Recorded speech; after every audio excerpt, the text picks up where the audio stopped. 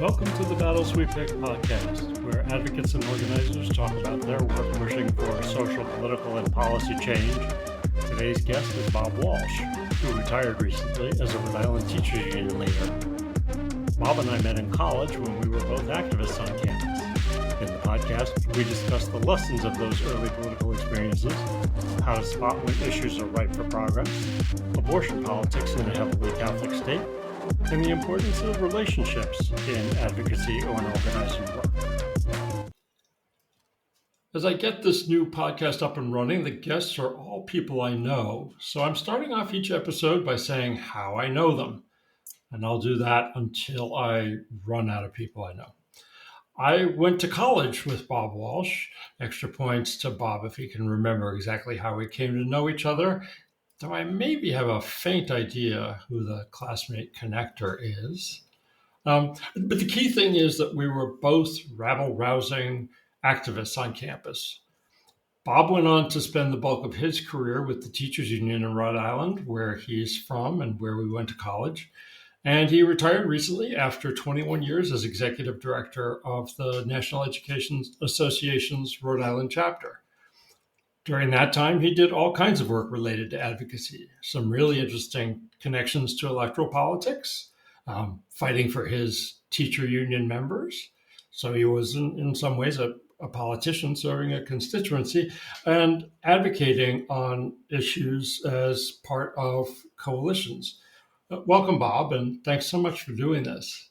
Oh, thank you, David, and thank you for having me here. I can think of multiple paths of ways we met in college, from activism things and mutual friends, and Brown was a much more closer and connected place then. Right. I think it was somebody in your first year dorm, but anyway, getting back to the business at hand, we're going to definitely talk about that jack of all trades piece that I just mentioned, and actually one of the things I'm looking forward to is maybe like a purple state to blue state kind of conversation. But first, I want to go all the way back to the beginning. In our pre-interview chat, and it's high time I revealed I do pre-interviews with the guests. It was really interesting to hear your memories about lessons on advocacy that you were learning in your very first on-campus experiences pushing for change. So I wanted to go back to some of the things you were sharing on that. So talk about those earliest lessons, if you would. Sure. And again, thanks for including me. Your prior show was global, talked about issues across the world, and this one's going to be hyper-local because we're going to talk about issues in Rhode Island. Not that even doing a little bit around home. That's where the rubber meets the road. Right. Yeah. And The Battles We Pick is a great title for the series, although my asterisk might be sometimes the battles pick us as opposed to we choose the battles. When I was applying to go to college with you, I thought I was going to end up a biomedical researcher because I came from a strong high school science background. But I did a couple of political things along the way, and I attended a school committee meeting, and they voted on something stupid, and I organized a petition drive in town and brought 300 people to the next meeting and got them to override it. So now it suddenly occurred to me arriving on campus, you can do things like that. Wow, you won your very first battle. Yeah. It's like walking into a casino and winning in the first hand. You think you know what you're doing, and college is nothing more than a small town with the ability to organize. And back then, they were pretty open to the idea that students could have input into things. And in my freshman year, we went to every activity you could go to and listen to folks make their pitches on things. And one of the counselors on my hall said, you should go to the student government meetings. They have an open forum. If you don't like what they're doing, or if you like what they're doing, you can talk. So I started attending student council meetings. I was not organized enough to run as a freshman for student government. But by first semester sophomore year, I decided to run for president and won, and did the old-fashioned organizing of door-to-door campaigning. Brown was great then because the rules were you couldn't spend any money. So it was all grassroots organizing. You get your friends to go out and knock on doors and use the Centrex phone system to call people. And one of the first issues I was involved with, again, a hyper-local issue before I went on to the council. I was on something called the Residential Council. To shut me up, they made me the second alternate on the Residential Council at Brown. And a student, a guy a year ahead of us named Randy Pausch, who he doesn't need the plug. Unfortunately, he's since passed away, but he wrote the book, The Last Lecture, when he knew he had cancer, to send a message to his kids. He came up with a better idea to do the housing lottery. He said, housing in Brown is very uneven. I have an idea that 10 of us can all get the same lottery number so we can all pick housing near each other and create these small communities. I just thought it was brilliant. The powers that be did not. So I bided my time as the second alternate on the residential council and waited till there were 2 people absent and the majority liked the proposal, and we pushed it through. The administration was not happy. They still use a modified version of that system today. And it was just a great grassroots. You're right. There are dorms that were brand new and beautiful, and there are ones that were, literally 200 years old. And this was a way to create communities of folks who wanted to be together. It was just brilliant. And so I ran for student government president. That was one of the planks of my platform to make sure I got it implemented. And moving exams before Christmas, again, a hyper-local issue, make it easier on kids who are traveling. A much more important issue, need-blind admissions. Preserving what Brown then called the new curriculum, they now call the open curriculum, were all things that I talked about when I ran for office. And one way or another in that time frame, we exhaustively accomplished them all. And also, while I was there, I was on the advisory committee on corporate responsibility investment. I think I appointed myself to it, along with 2 other students, as president of the student government. And Brown was the first of the Ivies to divest or follow the Sullivan principles and divest in companies that would not follow them in South Africa. They were the first. So I guess you could say that's a local issue. And some things I got credit for I didn't do much about. ROTC wanted to come onto campus, and I was on the committee that overviewed that. This was after I was president of the government. And I don't, I got people say, oh, Bob, you did a great job stopping them. I said, they stopped themselves. Their demands at the time were so ridiculous, fully tenured professors and full, they clearly didn't want to be there at the time. But we said, if they, first principle, if they come, they've got to follow the same rules as everybody else. They didn't want to do that. So that was that. And they're there now. So those first sets of issues, is that a lesson about well, there's picking battles that people that resonate with people or that have real life. There's a couple of different lessons. Changing exams before Christmas is a lesson at how do you, the lesson learned is how do you motivate people to work really hard to do something when they're not going to personally benefit from it? Because we knew implementing that change, which we didn't affect you or I, because it took, it takes 2 years before you can make that massive a change. We got it passed. We got it passed through the faculty senate. We lobbied the heck out of everybody. Howard Swearer, was then president of the university, was very upfront with me on everything. And he says, Bob, I fully support it. I had my head handed to me when I tried to advocate this when I first got here. Good luck. I hope you get it done. I'm not going to lift a finger to help you. Because keeping his relations. I said, okay, I can work with that. But so how do you motivate people on something like that? On need-blind admissions, we tried to get it as a policy of the corporation. It is now a policy of Brown. That meant that for the last 10% of the students admitted, back then, they used to look at the ability to pay. Now there's enough, they've set aside the funds so that they don't look at financial need when they're doing admissions policy. Back then they didn't do it. that was something the president of the university agreed with us on, and we solved it the old-fashioned way. He raised money, so it wasn't a policy, but we solved the problem. So the lesson there is, having decent relationships and working with folks to solve problems outside the box. All right, we didn't win the big victory. Later in life, that became when you're fighting for marriage equality, is civil unions a useful way station? Great debate within that community, but that's how it worked successfully, 25 years later in Rhode Island when that's I think that actually is a very important idea about, in a way, co-owning a problem, right? In other words,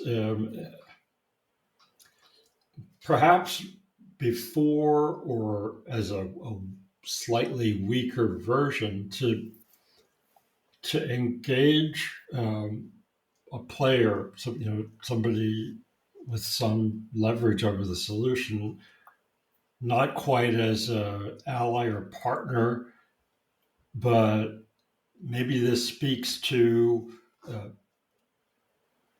at that agenda setting level, if you can get someone who's important and can help you to at least meet you at that midpoint of, hey, let's try and do something about this.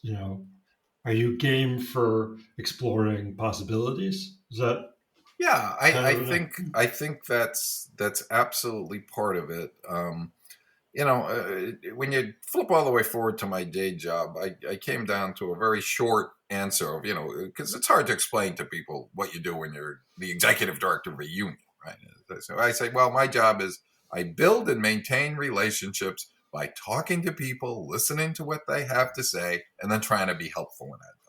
So in the talking to people and listening to what they have to say, using the changing the academic calendar issue, I finally heard a faculty member say, if we had to design this system over again, we wouldn't design it the way we have it. I said, that's an argument that's going to work before the faculty, what they call they don't call it faculty senate at Brown, but whatever they call it. I said, say that. Because that's the intellectual argument that's going to make even the people who, I don't want to change because I'm used to the way things are. Oh yeah, if we had to redesign it from scratch, it wouldn't look like it does. No, that's an issue for him, and an excellent one. In other words, it's the technical term from our political science friends: path dependence. Right? We only have what we have because of the particular circumstances that kind of saddled us with this. Think employment-related health insurance, classic, right? And that idea of, if we had to design it from scratch, is to kind of maybe a frame to jolt people into, hey, step back. This isn't really what you would want, right? Right.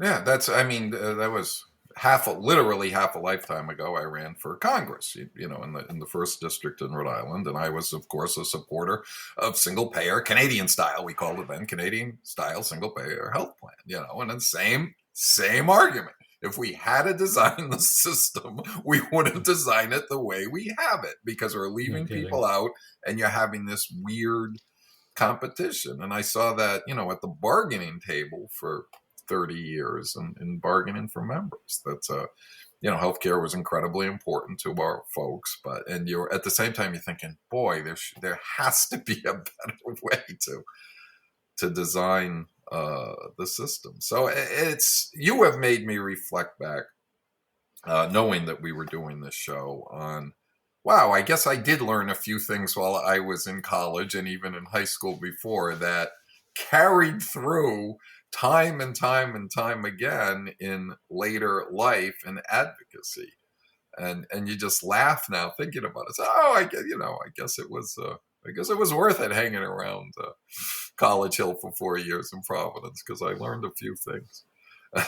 I had a similar experience with the university president, Howard Swear, at the time. And so it's interesting to hear you talk about that because uh, maybe this is a wider idea, but he was institutional leader. And here we are comparing notes and looking back on how he understood his role, understood that he was in a political context that uh, he was sharing with rabble rousing campus activists. And he was signaling clearly, okay, here's where I am. Here's where you can expect me to be. And I mean, my partner in crime for a lot of this was Nita Crawford, who went on to be a political scientist, as it turned out, um, in a university setting and having her own problems with John Silber's Boston University. I digress. But we got him to endorse the nuclear freeze. That was kind of one of our successes, Yeah. and he came out and spoke at a rally. And well, I do remember one of the things that he said was, "It's funny to be here because I'm usually the target of these kinds of rallies."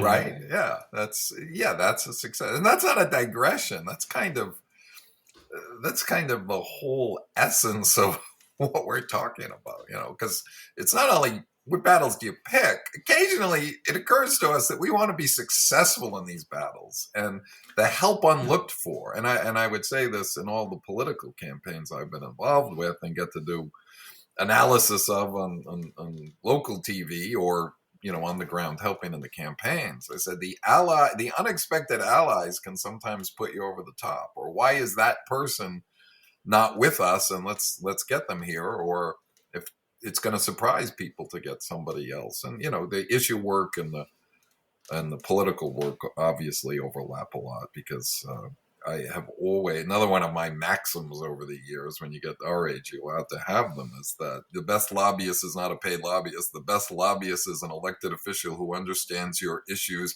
and when they are in that closed caucus meeting, can get up and articulate with great strength why they need to happen.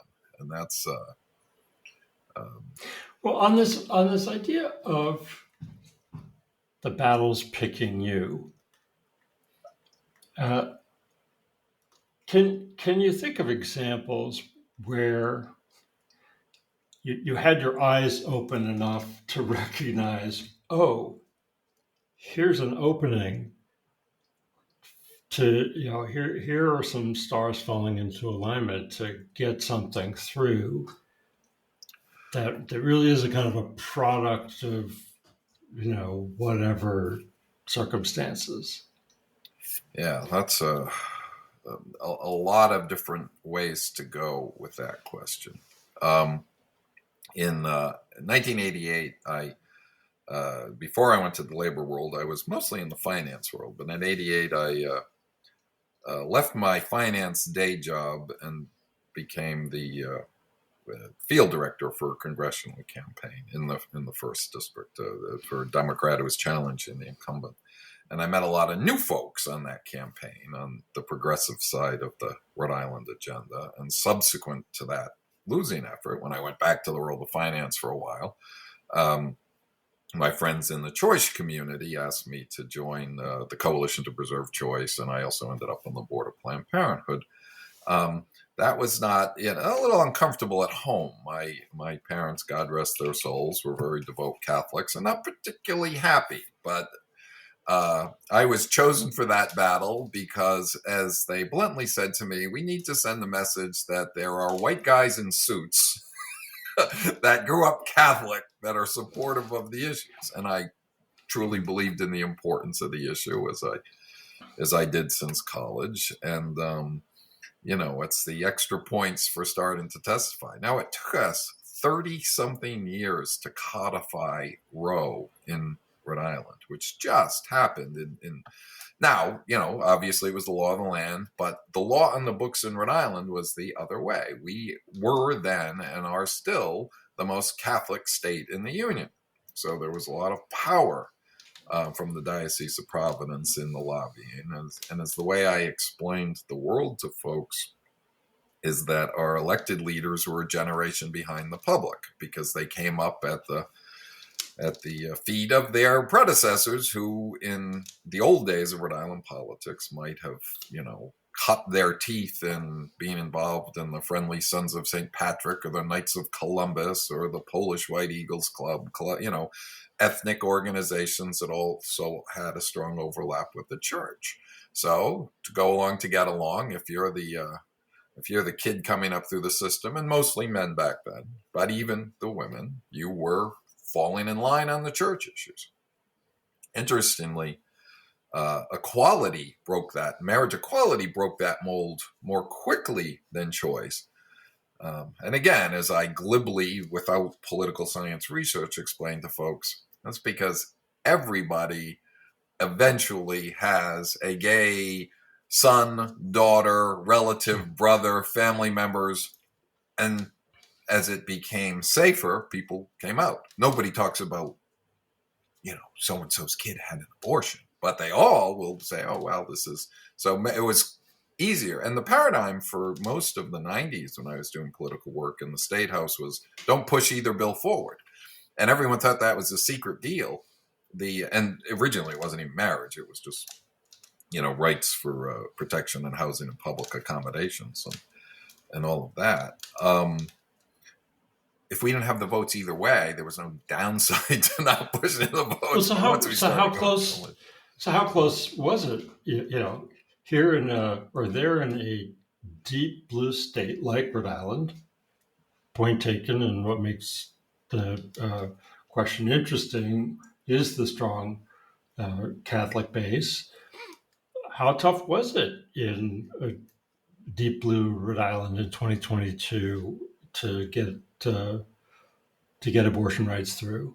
It's very difficult. In fact, today, we are taping this on Thursday. Today, the Equality in Abortion Coverage Act is before our state Senate, passed the House. That would overrule the Rhode Island version of the Hyde Amendment, finally allowing Medicaid and government healthcare plans to include abortion coverage. This is 2003 in May, and we are finally going to, and I will predict that it will pass the Senate, and if it does, the governor will sign it. If it passes at the 4:00 Senate hearing today, the governor's prepared to sign it immediately after. So, yeah, it was hard. In the mid-2020s, it is the right-wing Protestants who are more visible, right? I mean, I think we see the face of the anti-abortion, anti-choice movement is more of an evangelical fundamentalist face today. I think we're all aware that, within Roman Catholicism in America, there's an awful lot of, at least the constituent level, that isn't with the Vatican's anti-abortion position. And it sounds like you're here to say that the Roman Catholic hierarchy is still very much leaning in and leaning on.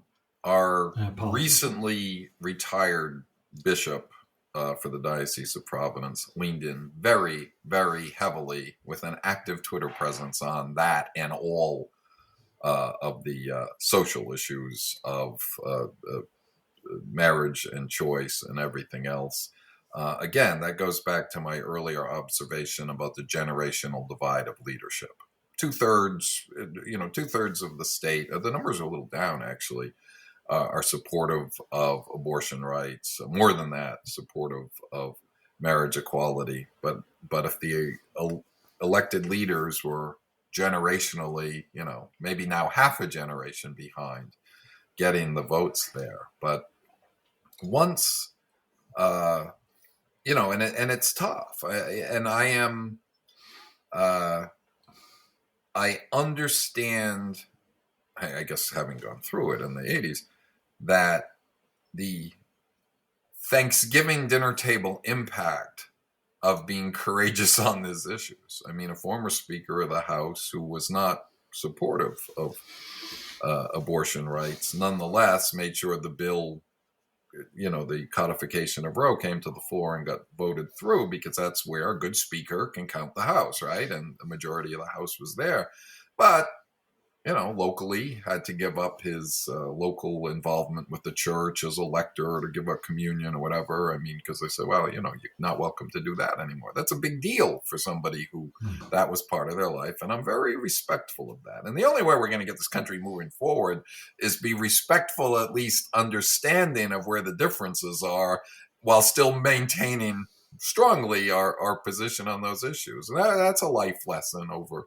I probably wasn't that wise in college, but maybe I'm a little bit wiser now. Or maybe people say you sell out. How can you talk to those people? When you think about so many people in this country voted for Donald Trump, I don't have the capacity to hate them all. I just can't. I want to find out why and convert them, but I can't hate 80 million people. I can just lament the state of affairs that gets us there. But it's. I mean, for me, it has gotten harder. So my main career roots and my main career was spent in the foreign policy, national security community, where bipartisan cooperation was very well established, right? But things have changed, and it just gets harder to reach across a divide when the other side has gone so far. And remember that the national security Republicans were some of the first. Never Trump was national security people, right? So they themselves left. Right? One of my main points of contact became a Democrat, for a former staffer for Senator Jesse Helms, no liberal he. But I don't even know it, and I guess of course, the point's well taken that at the margins, at the weak end of those voters have to be people, with some persuadability. Although it is also true that the other side's alienating folks so much. I mean, I can see it here in Wisconsin, right? Why have Democrats been winning elections? It's obvious. It's who the Republicans are losing in the Milwaukee suburbs. Right. It's a very detectable shift, but I mean, yeah, and that's part of our blue state, purple state conversation. Here's an odd statistic back to the marriage equality debate in our state Senate, which is 38 people. At the time, there were 5 Republicans. It just barely passed. All 5 Republicans voted for it. So the majority of the Democrats at the time were not there. The Northeast is a very different place. Now, that wouldn't be true today. The nature of the Republicans in our state Senate has become much more conservative. Do you still have moderate to liberal Republicans of that kind of traditional? One of my jokes. But they disavow. Right, they disavow the party, or we could. One of my jokes when I was with the NEA was, we'll endorse you because you're terrific on our issues, but my track record has been every time we endorse a Republican, they convert and become an independent or a Democrat, and that has happened more than once over the years. or they just get disengaged with the party. They say they're Republicans still, and with whom I disagree on fundamental issues. I joke with a lot of them that no, we both agree on balanced budgets. I just want to balance it on a much higher number.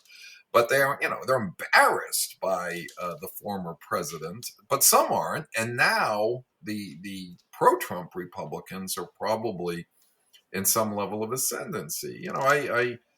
Again, small state. The folks. I talked to the Republican former chairwoman, and her message to the national folks: if you try and run that type of campaign here, you're not gonna do well. And the numbers statistically are overwhelming. All our entire state delegation, the 5 statewide elected offices are Democrats. The 4 federal delegates are Democrats.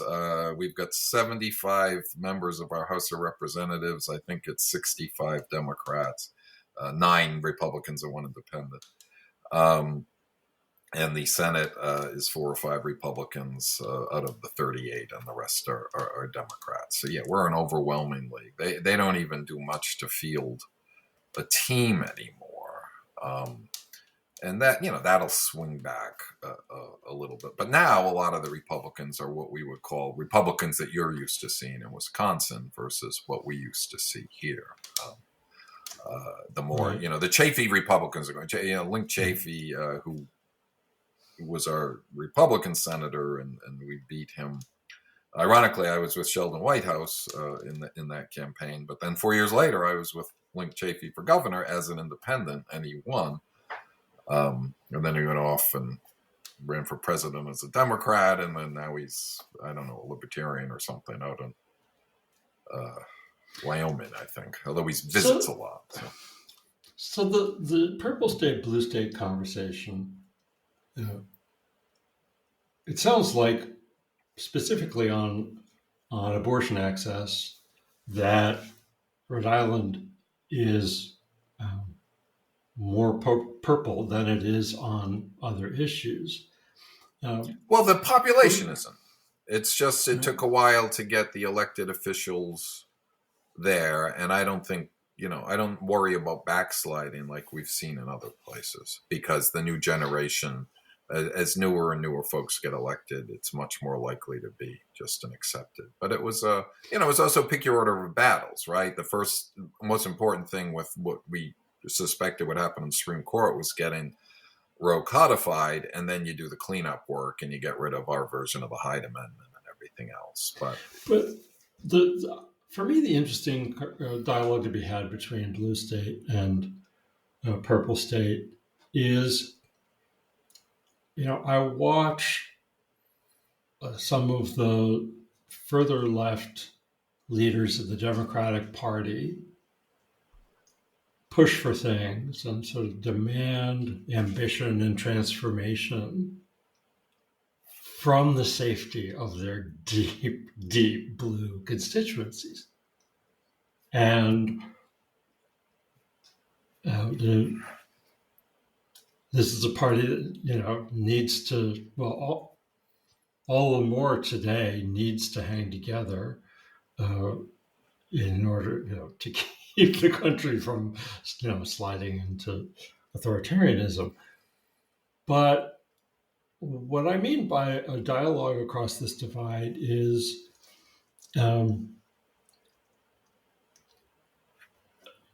folks in the deepest blue part who say,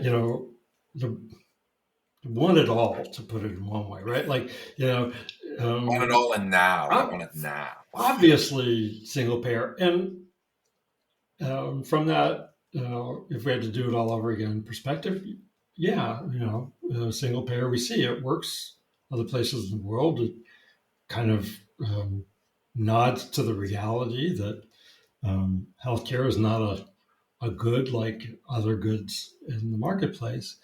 So on the merits, the case is obviously strong. And I guess, if you stretch the time horizon out, that's where we should be headed. And maybe that's the point. But what interests me is how to share from these different parts of the country, and since we share a nation, an understanding of the constraints, right? Like that's the tricky thing, I think, right? Is those of us who are in more purple or in more pink, we have a different sense of the possibilities, and to the extent that a chunk of one of the major parties is really frustrated to the point of disaffected by the slow pace of change. That's a problem. If you understand, if you see what I'm saying. No, I see. It's what we struggle with all the time with, what's the Will Rogers quote? I don't belong to an organized political party. I'm a Democrat. And how do you honor those who were already want to arrive at our destination, and those that are still getting on the bus? And we're the same team. We're all on the same team. It's also the divided resources. The battles we pick, go back to the theme, means that with limited capacity, choosing this battle means we're going to have to delay at some level fighting on the other battle. Now, the Republicans figured this out when Reagan got elected. And not perfectly either, because they've got the same issues we do. Pick one issue, focus on it, and tell everyone they have to wait, spend a lot of money on one issue, go to the next. They're also running the game, and not starting from Reagan, but they eventually figured out the real, in my opinion, one of the keys to the game is control the Supreme Court.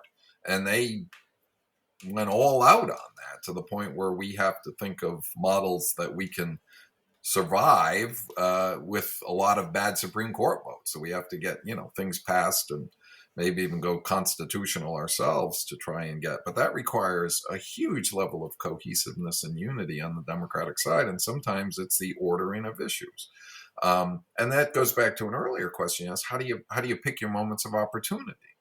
Suddenly you have the votes. Now, if you would ask me in 1989, the order of operations for getting choice and then marriage equality passed, that would have been the order I would have suggested for Rhode Island. Well, of course, look, we've been fighting this battle since Roe, and the idea of marriage wasn't even an idea then. But the moment of opportunity struck in the other order. So in the progressive coalition work I was doing, suddenly you're there. And all the environmental work that I've done, we're finally cycling back today to an argument about the bottle bill. We don't have a bottle bill in Rhode Island. Now, I still host our Earth Day, our Breakfast of Champions for all the environmental award winners, and I've done it for the last 20 years. And that happened to be last Friday. And I said, I lament the fact that we need a bottle bill, because it's a failure of policy and process, because curbside recycling should work. But then they went to this single stream recycling. I can be really boring on this topic. I apologize. But I'm passionate about it, that we shouldn't have needed it. We should have had enough a consumer level of education and a system in place. They didn't need to do it that way, but now we need it, and Mass has it, and Connecticut has it. So it's crazy for Rhode Island in the middle not to have it. And there's a chance we can get that done. And well, one reason you don't have to apologize to me, because my best local political friend, my closest ally, who actually just left the council, is a solid waste professional. Yeah. Okay. Well, it's and we work. I've worked in alliance with Clean Water Action since I went to NEA, and they were among the co-founders. I wanted to. Can we go back to, you made passing reference to the Thanksgiving dinner table, and I wonder if for some of the challenges that we have, that sort of person-to-person level is where some of the shifts have to take place. With my passing of my father-in-law last winter, everybody's together in the sort of hometown where Susan's parents lived. And it's rural Iowa. and mostly we had to avoid politics, just kind of had to. There's one relative who insists on talking about it. And when I was younger, when we first knew each other, boy, I was probably to the point of obnoxiousness in terms, from the other side of my insisting on having political conversations. But I, in wiser years, have been happy to, let things lie. But I was provoked, and so I very succinctly said, "Say what you want about Joe Biden. He didn't try to mount a coup." Now, that's not exactly deep canvassing, trying to get to know, reach across, reach an understanding.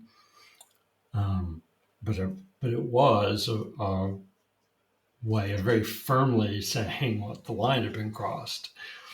But I think that the deeper point is the one I think maybe you were alluding to earlier, talking about the dinner table, that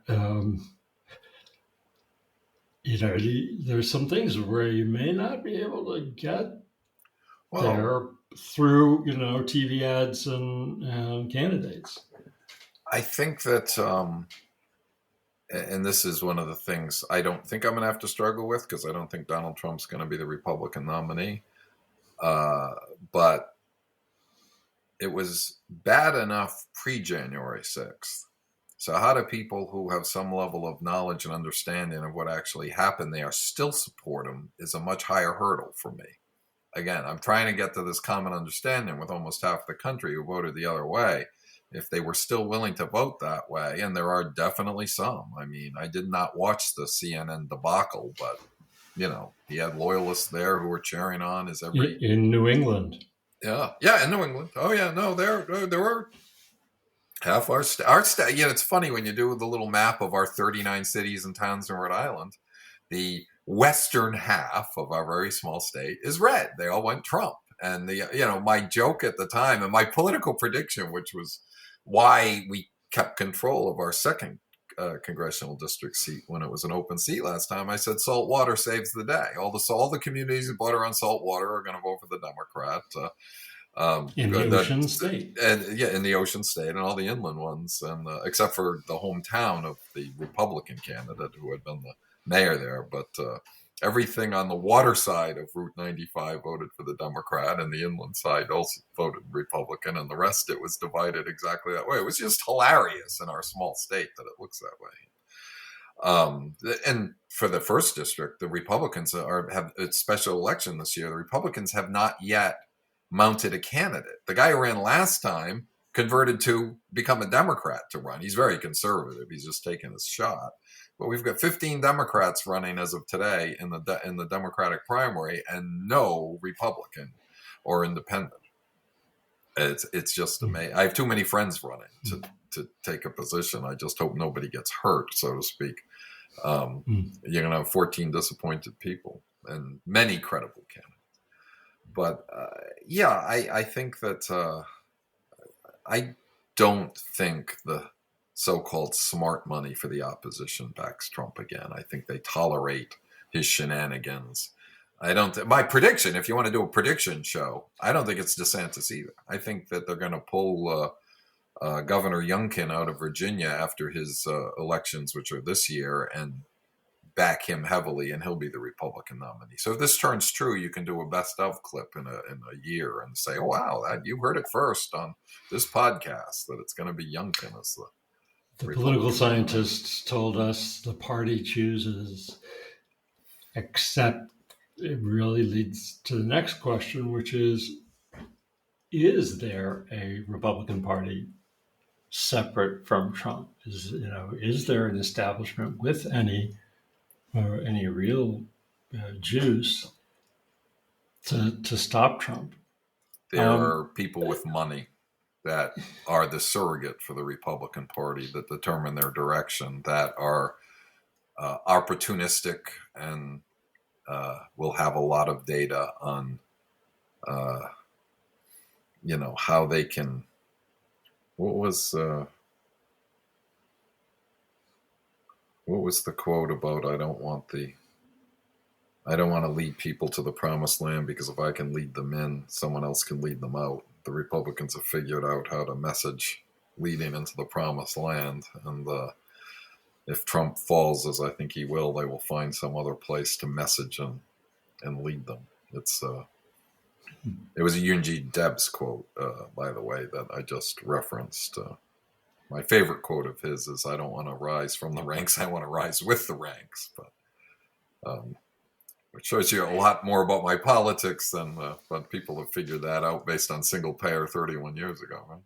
And the Bernie wait, we're not on video, but the fact I'm wearing a Bernie T-shirt under this other shirt.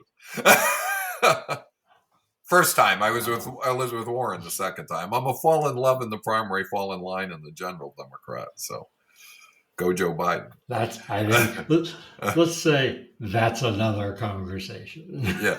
Yes. Yeah. That's it.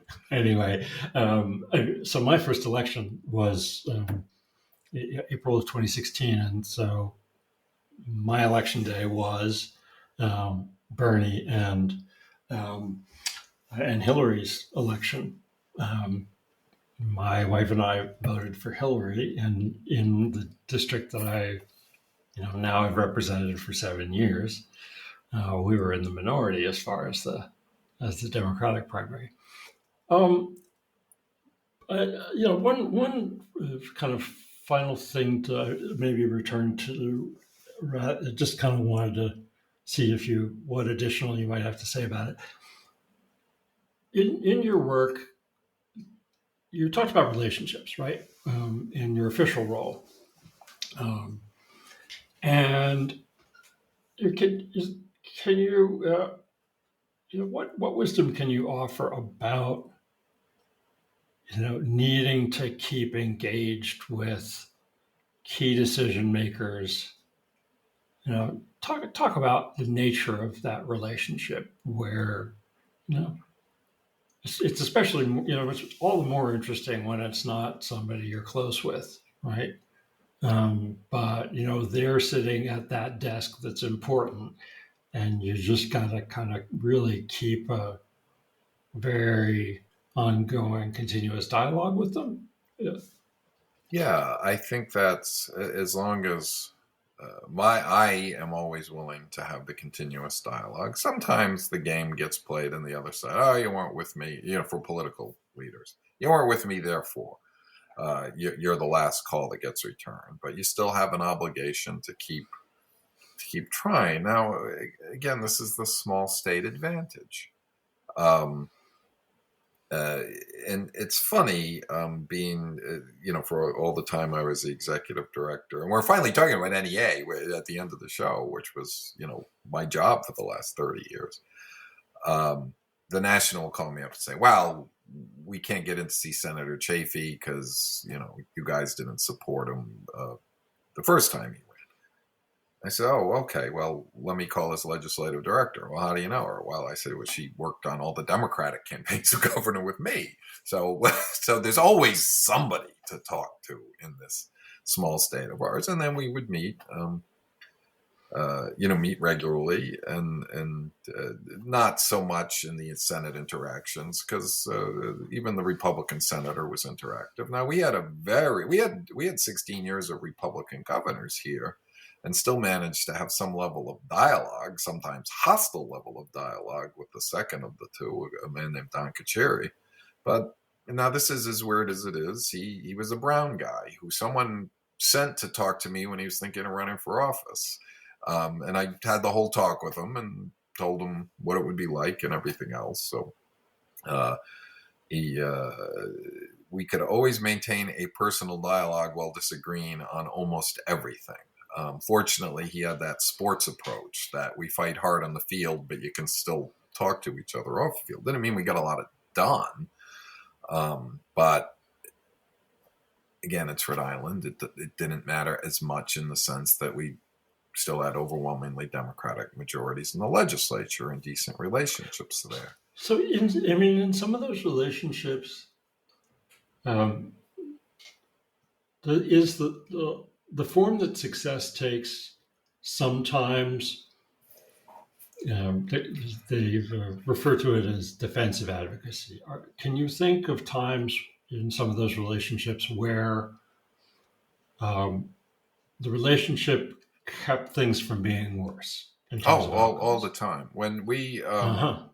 not that, you get, so to speak, credit for it. When Gina Raimondo is now the Commerce Secretary. She was our governor for 1.5 terms before she left, and she started out as General Treasurer. We did not endorse her when she ran for Treasurer. We certainly didn't endorse her a Republican opponent, but she, wouldn't fill out the questionnaire, so to speak, and she implemented fairly draconian pension reforms. Still had to get signed by Governor Chafee, who pledged she wouldn't do it, and he lied.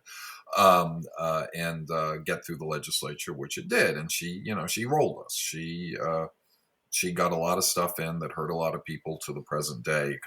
Big cuts and cost of living adjustments for retirees and a change to the structure of the plan. So nonetheless, asked me to serve on the committee that started looking into this. I said that I would. Didn't really understand the politics of it. I said, well, if you want me on it, you've got to have at least 4 labor representatives, because there's only 2. It's going to be this person and this person. So if you want to get to me, you got to push it. Well, that's crazy. That's how it works. And that's how it worked. And through that process, through the legislative process, I was in pitching hard through existing relationships with her, with legislative leadership, to make things less bad. I don't even want to say better, just make things less bad. That can be really important. Yeah, really important. And then in the lawsuits that followed, we, got, and she starts out the same way. I'm not going to change anything. Okay, I agree with these changes. In the lawsuit, I'm not going to concede anything. Okay, we can live with this as a change. And that's fine. That's a negotiating position. And, this is what we do for a living. So this is not surprising to us. But she asked me once, and we always had a decent personal relationship. Over one time it fell apart, but then we got it back on track. And she said, how come your people aren't giving you credit? You probably get $2 billion of concessions out of me. I said, because you still cost the members $2 billion in hurt.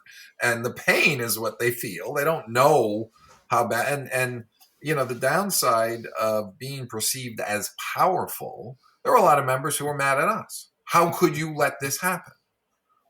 I don't have a vote. I have the power, the collective power of life. Still to this day, I was trying to give some help to some of the retirees who were advocating for college. So, well, we don't want your help. You didn't help us in the beginning. And I spent thousands of hours combined with the lobbying and the study committees and the lawsuit and in court and everything else. And, it hurts a little bit, but you accept it as part of the role.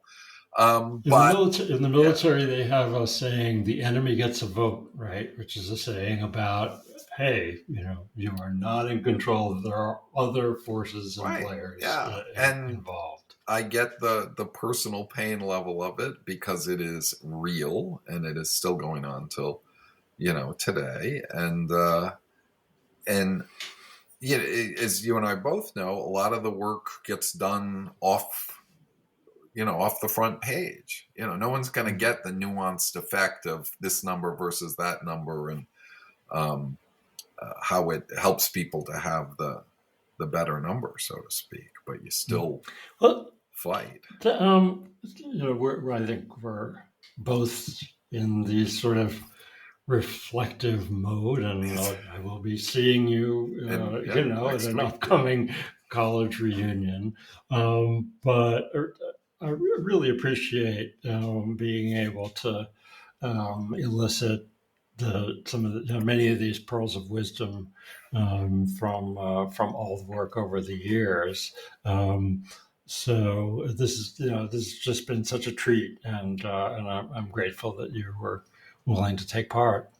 No, I appreciate, and you have a mental model for how the conversation goes. And we didn't talk about a lot of the day job stuff, but I think we talked about some important reflective early lessons. And maybe this is, how the early lessons translate. And just knowing, as I said at the beginning of the show, we were going to do this, has made me very reflective about what worked and what didn't. And what I can see, I may be retired from the day job, but I'm still fairly active in everything else. So hopefully some of those lessons will carry on until I can't carry on anymore.